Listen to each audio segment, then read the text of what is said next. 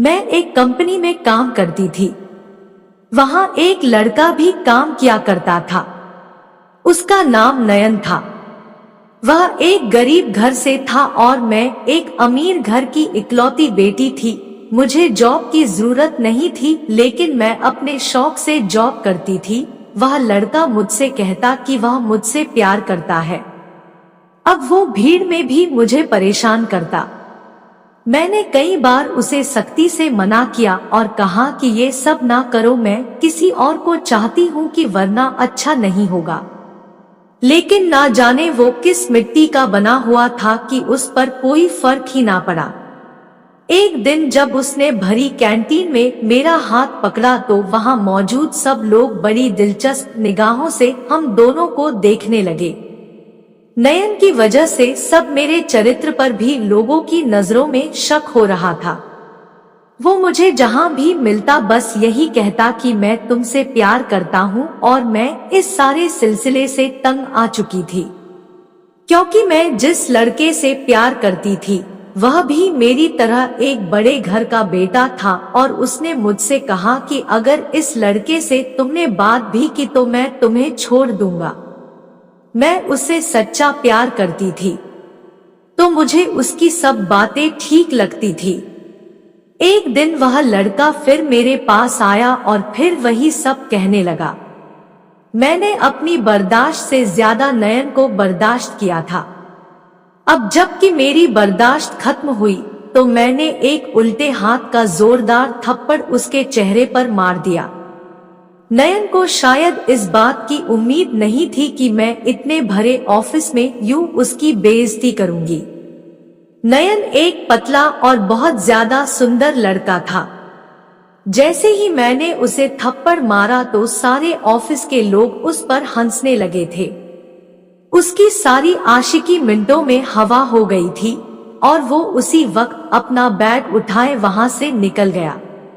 उस दिन के बाद से मैंने नयन को नहीं देखा था, और आज जब मुझे उसका चेहरा देखने को मिला तो मेरे कदमों तले से जमीन निकल गई।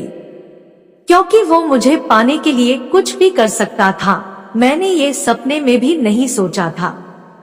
नयन ने मेरा चेहरा देखा, मुस्कुराते हुए कहने लगा कि तुमने मेरे चेहरे पर सिर्फ एक थप्पड़ मारा था। अगर तुम मुझे जान से भी मार डालती तब भी मैं ऐसा ही करता। नयन सच ही कह रहा था, मुझे तो अपने आप से घिन आ रही थी।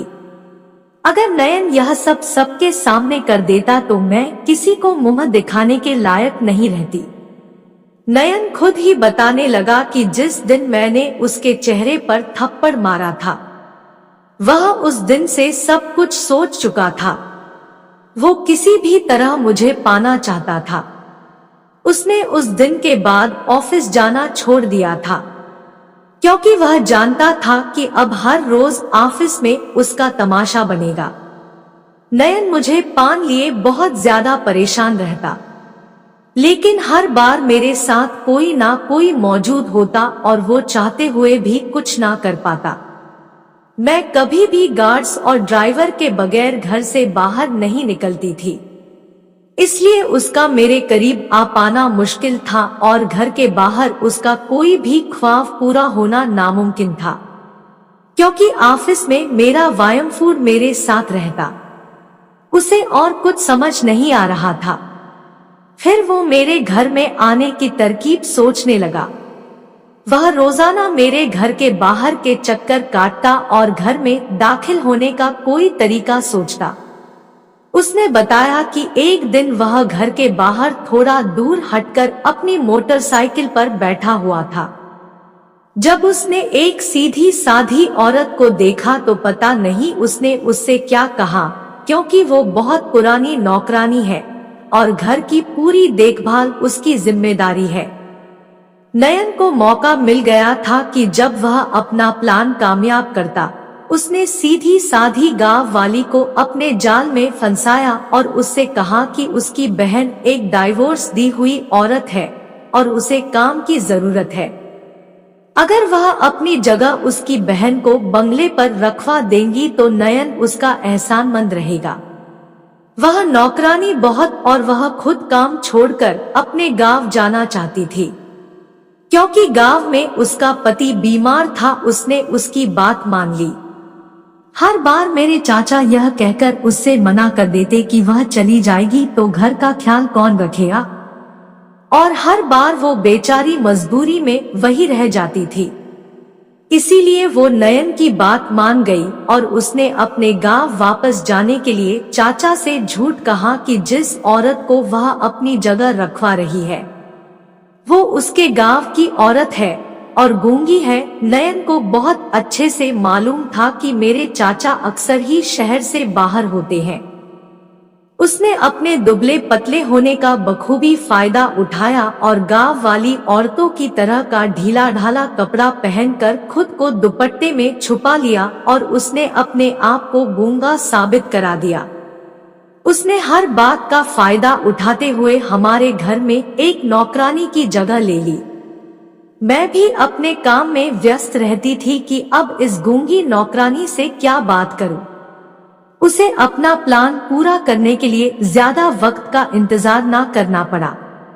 उसे हमारे घर की देखभाल करते हुए हफ्ता भी ना गुजरा था कि मेरे पिता शहर से बाहर चले गए और मैं जिस लड़के को चाहती थी उसे मैंने अपने दोस्तों के साथ पार्टी के लिए बुलाया। वो शाम के वक्त अपने दोस्तों के साथ पार्टी के लिए आ गया। मैंने उस नौकरानी से कहकर अपने दोस्तों के लिए खाना बनाना लिए कहा और हमने खूब जमकर पार्टी की। मेरा बॉयफ्रेंड मुझसे बियर पीने की जबरदस्ती करने लगा। मैंने मना कर दिया। फिर वो मेरे लिए एक जूस का गिलास भरकर लाया और कहने लगा, जूस तो तुम पी ही सकती हो।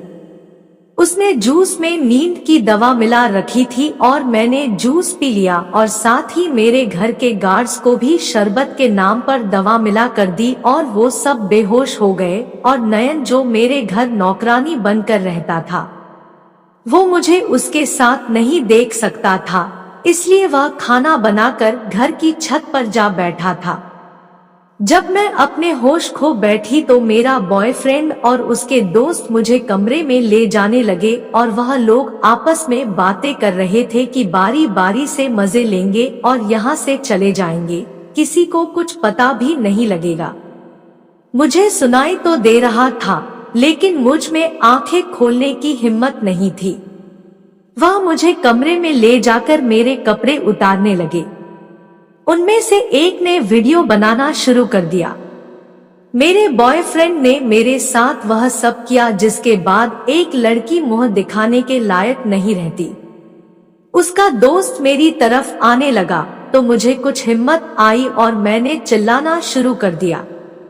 मेरी चिल्लाने की आवाज सुनकर नयन जो छत पर बैठा हुआ था वह नीचे आया। वह मेरे कमरे में झांक कर देखने लगा तो उसने देखा कि कमरे में मेरे साथ यह सब हो रहा है। उसने अपना फोन निकाला और उन लड़कों का वीडियो बना लिया और फिर कमरे में दाखिल हो गया और कहने लगा कि मेरे एक क्लिक की देर है और यह वीडियो पुलिस के पास पहुंच जाएगा, नहीं तो तुम्हारे पास जो फोन है जिसमें तुमने इस लड़की की वीडियो बनाई है वह मेरे हवाले कर दो। वह सब लोग डर चुके थे क्योंकि उस लड़की के पास जो वीडियो थी उसमें उन सब के चेहरे थे। उन सब ने डर के मारे अपना फोन उसे दे दिया।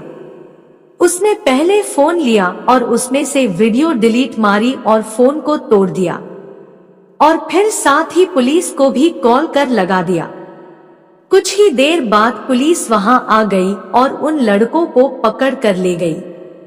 जब मुझे होश आया तो मैंने देखा कि वह मेरे पास बैठकर रो रहा है। मैं खुद पूरी तरह टूट चुकी थी। मैं उसे देखकर उसे लिपटकर रोने लगी और मैंने उससे पूछा, तुम यहाँ कैसे?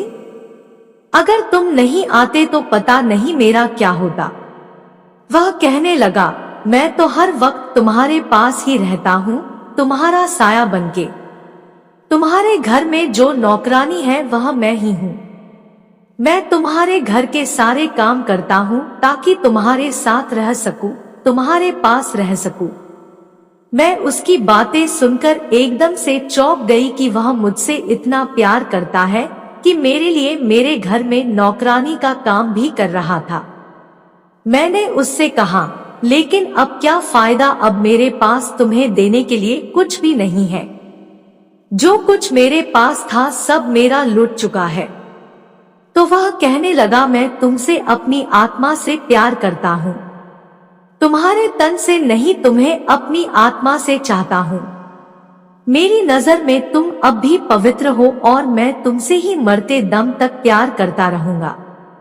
यह सुनते ही मैं रोने लगी और उसके गले से लग गई। जब मेरे पिताजी घर वापस आए तो मैंने उनसे नयन से शादी करने के लिए कहा कि पापा, मैं शादी करूंगी तो सिर्फ नयन से ही करूंगी। तो मेरे पापा भी मान गए क्योंकि वह मुझसे बहुत प्यार करते थे और उन्होंने मेरी और नयन की शादी करा दी और उसे अपने कारोबार में भी शामिल कर लिया। कहानी से सीख कि कभी किसी के सच्चे प्यार को अमीर गरीब की तराजू में ना तोले, क्योंकि जरूरी नहीं कि हर गरीब बस आपकी दौलत पाना चाहता हो और हर अमीर आपसे प्यार करता हो।